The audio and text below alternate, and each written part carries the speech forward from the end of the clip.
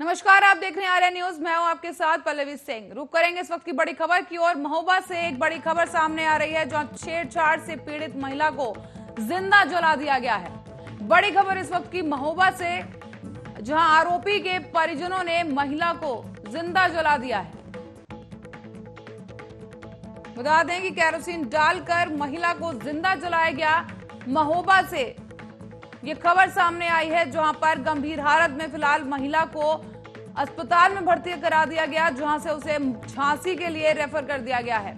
छेड़छाड़ का आरोपी जेल में बंद है, तो वहीं आरोपी के परिजनों ने पीड़ित महिला को जिंदा जलाने का प्रयास यहां पर किया है और महिला की हालत काफी नाजुक इस वक्त बनी हुई है। महिला को गंभीर अवस्था में झांसी अस्पताल के लिए रेफर कर दिया गया है। महोबा से इस वक्त की बड़ी खबर, छेड़छाड़ की पीड़िता को जिंदा जलाया गया। आरोपी के परिजनों ने किया यह हमला, जहां महिला को केरोसिन डालकर जिंदा जला दिया गया है। बड़ी खबर इस वक्त की महोबा से आपको बता रहे हैं, जहां केरोसिन डालकर एक महिला को जिंदा जला दिया गया। गंभीर हालत में फिलहाल महिला को झांसी रेफर कर दिया गया है। महिला की हालत जो है काफी नाजुक इस वक्त बनी हुई है।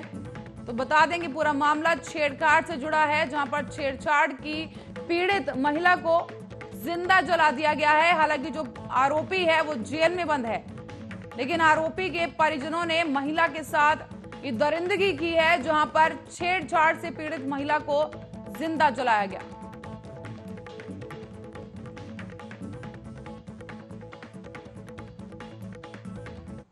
इसी के साथ ही सीतापुर की ओर रुख करेंगे। एक बड़ी खबर सीतापुर से सामने आई है, जहां गांव में बिजली को लेकर प्रदर्शन हो रहा है। बता दें कि गांव में बिजली को लेकर ये प्रदर्शन की खबर सीतापुर से सामने आई है, जहां पर बिजली को लेकर आजादी के लिए ये प्रदर्शन ग्रामीणों की तरफ से किया जा रहा है। और साथ ही बताते चले कि विद्युतीकरण के लिए धरना दे रहे हैं ग्रामीण।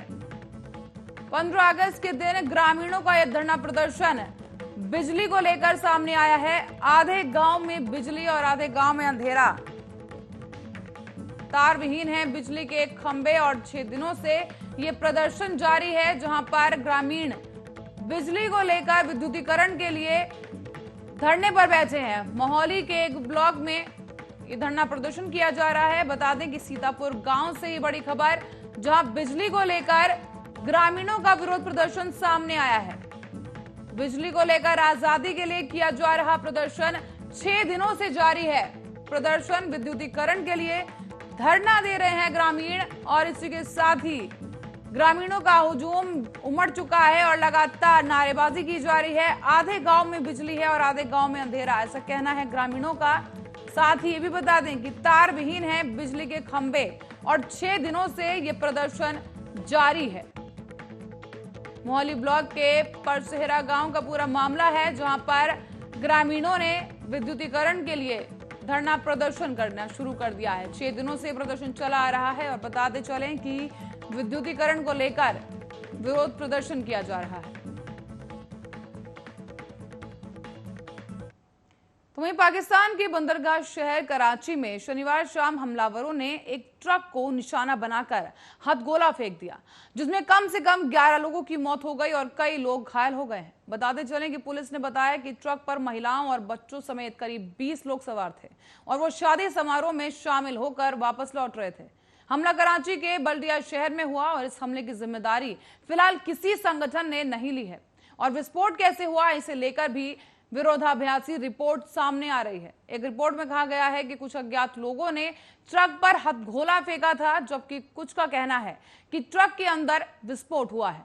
बताते चले कि एक रिपोर्ट में बताया गया कुछ अज्ञात लोगों ने ट्रक पर हथगोला फेंका, जबकि कुछ लोगों का कहना है कि ट्रक के अंदर ही यह विस्फोट हुआ है। कराची पुलिस प्रमुख इमरान याकूब मिन्हास ने इस हमले की निंदा करते हुए बताया कि 11 लोग विस्फोट में मारे जा चुके हैं, जो कि हथगोला हमले का परिणाम निकला है। साथ ही भी बताया जा रहा है कि 11 शवों को बरामद कर लिया गया है, जिनमें से 6 महिलाएं, 4 बच्चे शामिल हैं। साथ ही भी बताया गया कि विस्फोट के संबंध में जांच जारी है और कुछ प्रत्यक्षदर्शियों के हवाले से बताई गई खबर के अनुसार मोटरसाइकिल पर सवार लोगों ने हथगोले फेंके थे। साथ ही आपको बता दें, छत्तीसगढ़ में कांग्रेस के अंदर का घमासान कम होता दिखाई नहीं दे रहा है। स्वास्थ्य मंत्री टीएस सिंहदेव और मुख्यमंत्री भूपेश बघेल के बीच तिल्खी अभी खत्म भी नहीं हुई थी कि अब विधानसभा अध्यक्ष डॉक्टर चरणदास महंत अपनी नाराजगी खुलकर व्यक्त कर रहे हैं। ढाई साल मुख्यमंत्री बने रहने के फॉर्मूले पर भी महंत ने जो बात कही उससे प्रदेश का सियासी पारा एक बार फिर से चढ़ गया है।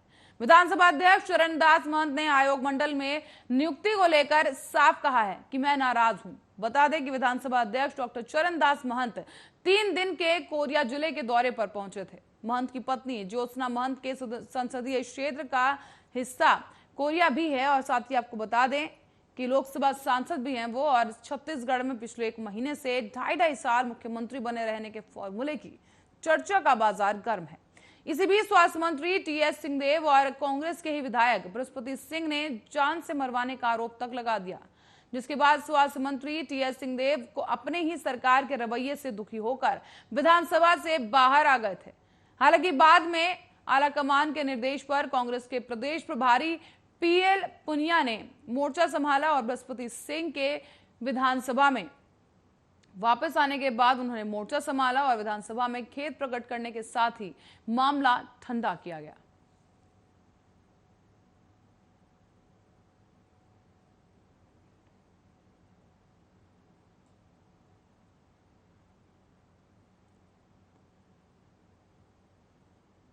उत्तरी लेबनान में रविवार सुबह ईंधन के एक टैंकर को और ट्रक में विस्फोट होने से 20 लोगों की मौत हो गई। साथ ही अनेक लोग घायल हो गए और विस्फोट की वजह फिलहाल साफ नहीं हो पाई है। लेबनान के रेड क्रॉस में ये जानकारी दी गई, जहां लेबनान के रोड क्रॉस करते हुए बताया गया कि कई दलों के 20 शव मिले हैं। विस्फोट में घायल हुए और झुलसे 79 लोगों को निकाल दिया गया है और लेबनान के स्वास्थ्य मंत्री हमद हसन ने उत्तरी लेबनान और राजधानी बेरूत के सभी अस्पतालों से कहा है कि वो विस्फोट में घायल हुए लोगों को भर्ती करें और उनके इलाज में आने वाला खर्च सरकार वहन करेगी। साथ ही आपको बता दें, जमाखोरी और आर्थिक संकट में फंसी सरकार की आयातित ईंधन की सुरक्षा वितरण में अक्षमता के कारण ईंधन की भारी कमी का सामना करना पड़ रहा है। ऐसे में तलेइल के और करीब 4 किलोमीटर दूर और भी ये घटनाएं सामने आई हैं और अब ये साफ नहीं है कि टैंकर में भरा ईंधन तस्करी के लिए सीरिया ले जाया जा रहा था या नहीं। दरअसल सीरिया में ईंधन की कीमत जो है लेबनान के मुकाबले कहीं अधिक है, जिससे पहले 4 अगस्त 2020 को बेरूत के बंदरगाह पर विस्फोट भी किया गया था, जिसमें कम से कम 214 लोगों की मौत हो गई थी और सैकड़ों लोग घायल हो गए थे।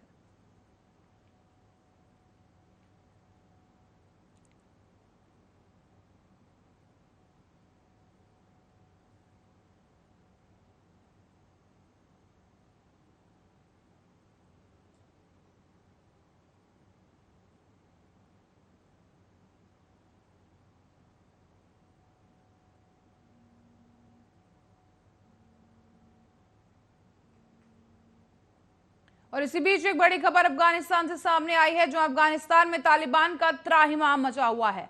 प्रांतीय राजधानी तालिबान का कब्जा देखने को मिल रहा है। अफगानिस्तान में तालिबान ने मचाया त्राहिमाम, प्रांतीय राजधानी में तालिबान का कब्जा। बड़ी खबर इस वक्त की आपको बता रहे हैं, काबुल में घुसे तालिबानी लड़ाकू जो हैं घुस चुके हैं काबुल में और इसके साथ ही अब जान बचाकर भागना पड़ रहा है स्थानीय लोगों को।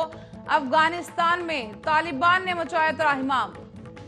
अमेरिका अपने सैनिकों को बुला रही है वापस और इसी बीच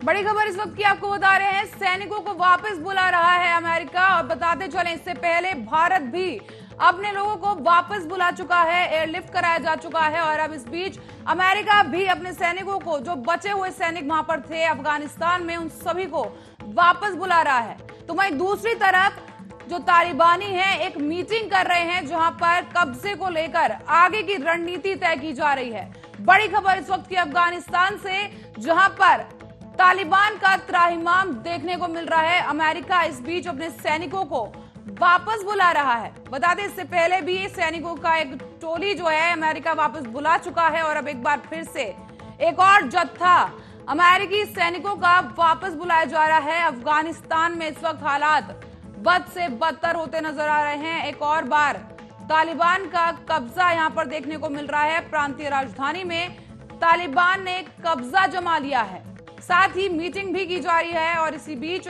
तालिबान की तरफ से कब्जे को लेकर आगे की रणनीति पर चर्चा इस वक्त वहां पर की जा रही है। जान बचाकर स्थानीय लोगों को भागना पड़ रहा है। इस वक्त की सबसे बड़ी खबर अफगानिस्तान से आपको बता रहे हैं, जहां पर लगातार तालिबान का जो कहर है वो देखने को मिल रहा है। इसी बीच अमेरिकी सैनिक भी वापस लौट रहे हैं। बता दें, अपने लोगों को अमेरिका वहां से रेस्क्यू कर रहा है। इससे पहले भी अमेरिका की तरफ से सैनिकों को रेस्क्यू कर वापस बुलाया गया। भारत ने भी एयरलिफ्ट कराकर भारतीय लोगों को वहां से वापस बुलाया है। और इसी बीच अब प्रांतीय राजधानी में तालिबान का कब्जा अफगानिस्तान में देखने को मिल रहा है। बड़ी खबर इस वक्त की, काबुल में घुस चुके हैं तालिबानी लड़ाकू और इसके साथ ही आगे भी कब्जे की रणनीति को लेकर चर्चा जारी है। साथ ही बताते चले, तालिबान ने आज अफगानिस्तान के एक बड़े शहर जलालाबाद पर भी कब्जा कर लिया है।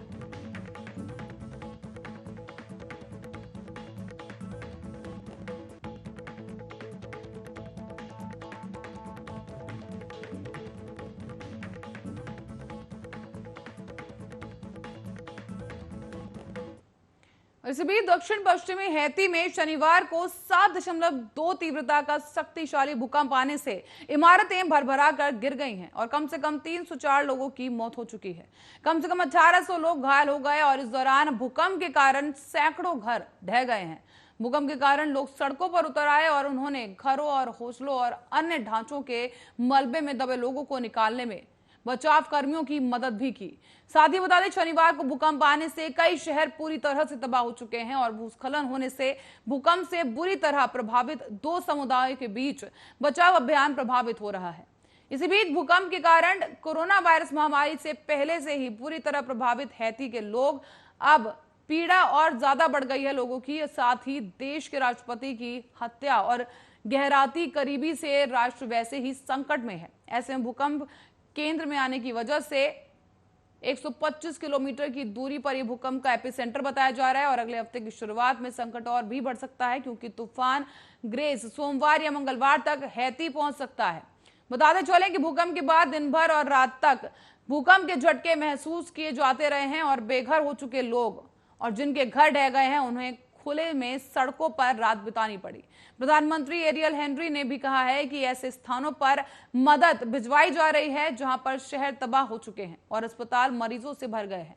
हैती के नागरिक सुरक्षा एजेंसी के निदेशक जेरी चॉन्डलर ने भी कहा है कि मृतक संख्या 304 है और सबसे ज्यादा लोग देश में दक्षिण में हताहत हुए हैं। अस्पतालों में घायलों को लाने का सिलसिला लगातार जारी है और कम से कम 860 घर नष्ट हो चुके हैं और 700 से ज्यादा क्षतिग्रस्त हो गए हैं। अमेरिका के राष्ट्रपति जो बाइडेन ने यूएसए प्रशासक समांथा पावर को हैती को अमेरिकी मदद देने के लिए भी समन्वय अधिकारी के रूप में नियुक्त कर दिया है। इसी बीच यूएसए नुकसान का आकलन करने और पुनर्निर्माण करने में मदद भी करेगा। अर्जेंटीना, चिली समेत कई देशों ने मदद की पेशकश भी की है। तो वहीं मुंबई की जानी मानी जाने वाली मुंबई लोकल ट्रेन आज से शुरू होने जा रही हैं। आज आजादी के 75वें वर्षगांठ के शुभ अवसर पर दोबारा से एक बार मेट्रो जो लाइन है वो शुरू कर दी गई है और इसी के साथ ही 8 अगस्त को सीएम उद्धव ठाकरे के घोषणा के अनुसार इसकी शुरुआत हुई है। मुख्यमंत्री ने अपनी घोषणा में पहले ही बताया था कि लोकल ट्रेनों में पहले पूर्ण कोरोना टीकाकरण करने वाले यात्रियों को ही यात्रा करने की इजाजत दी जाएगी। मुख्यमंत्री के आदेश अनुसार ही आज पूर्ण टीकाकरण कराने वाले यात्रियों ने मुंबई लोकल में सफर करना शुरू कर दिया है। सरकार ने फिलहाल लोकल ट्रेन में यात्रा करने वालों के लिए एक पास का सिस्टम भी बनाया है, जिसे ऑनलाइन और ऑफलाइन दोनों माध्यम से हासिल किया जा सकता है। मुंबई में लोकल ट्रेन की शुरुआत करने के पहले राज्य सरकार ने गुरुवार को एक ऑनलाइन फैसिलिटी लॉन्च की। इसके जरिए जो लोग कोरोना वैक्सीन की दोनों डोज ले चुके हैं और 14 दिन की मियाद पूरी कर चुके हैं, वो स्टेशन पंजीकरण करा चुके हैं, उन्हें मासिक टिकट लेने की भी इजाजत दी जा रही है। बीएमसी ने एक बयान देते हुए बताया है कि हमने एक यूनिवर्सल ट्रैवल पास प्रणाली सिस्टम विकसित किया है ताकि नागरिकों को आसानी से ट्रैवल करने के लिए ई पास मिल सके। आपको बता दें कि कोरोना की दूसरी लहर के बाद मुंबई लोकल ट्रेनों का परिचालन आम नागरिकों के लिए बंद कर दिया गया था। इस दौरान सिर्फ एसेंशियल सर्विसेज से जुड़ी लोगों को ही लोकल ट्रेन में यात्रा करने की अनुमति मिली थी।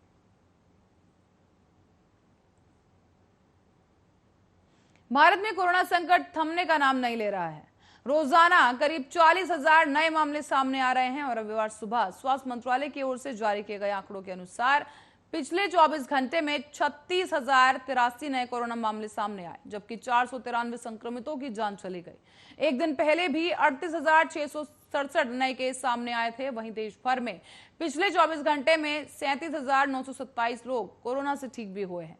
यानी कल में कुल 2,337 लोग कोरोना से ठीक हुए हैं और शुरुआत से लेकर अब तक कुल 3,91,92,000 लोग संक्रमित हो चुके हैं। इनमें से 4,31,225 लोगों की मौत हो चुकी है।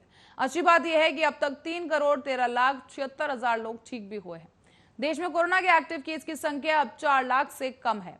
कुल 3,85,000 लोग अभी भी कोरोना वायरस से संक्रमित हैं, जिनका इलाज चल रहा है।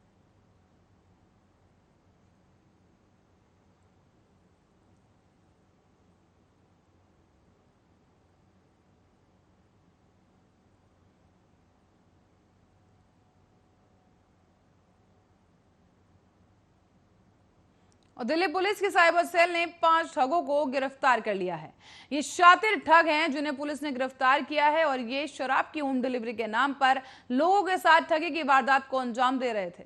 दरअसल शराब की डिलीवरी करने के नाम पर लोगों को एक QR कोड भेजते थे और जैसे ही कोई उस शख्स उस कोड का इस्तेमाल करता था, उसके अकाउंट से पैसे गायब हो जाते थे। जिन शातिर ठगों को गिरफ्तार किया गया है उनके नाम अकरम, अनीश, शरीफ, शम्मी और अहमद मुस्तफा हैं। बता दें कि 2 हरियाणा के रहने वाले हैं और बाकी 3 राजस्थान के हैं। साइबर सेल के डीसीपी अनिदेश राय ने बताया है कि शमी और अहमद मुस्तफा का काम लोगों को अपने जाल में फंसाना होता था। ये दोनों शराब की होम डिलीवरी के नाम पर लोगों से बात और चैट करते थे, जबकि आरोपी अकरम फर्जी आईडी पर सिम लेकर आता था और अनीश उस सिम कार्ड को आगे बेच देता था। इसके अलावा शरीफ के बैंक अकाउंट में ठगी के पैसे आते थे। साइबर सेल के डीसीपी ने बताया कि उन्हें शिकायत मिली थी। शिकायत करने वाले शख्स ने बताया कि उसे गूगल से एक नंबर मिला था। नंबर पर लिखा था शराब की ऑनलाइन डिलीवरी की जाती है। उस शख्स ने उस नंबर पर फोन किया और पेटीएम से 5,000 रुपए भेज दिए।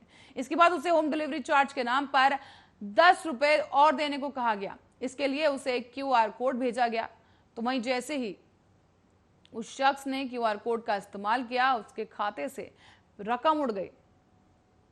साथ ही आपको बता दें, पुलिस ने हाल ही में इस शिकायत पर कार्रवाई कर इनको पकड़ लिया है। बता दें कि शख्स का कहना है कि QR कोड को स्कैन किया तो उसके खाते से 20,000 रुपए गायब हो गए थे। इसी तरीके से 25,000 की ठगी हुई है।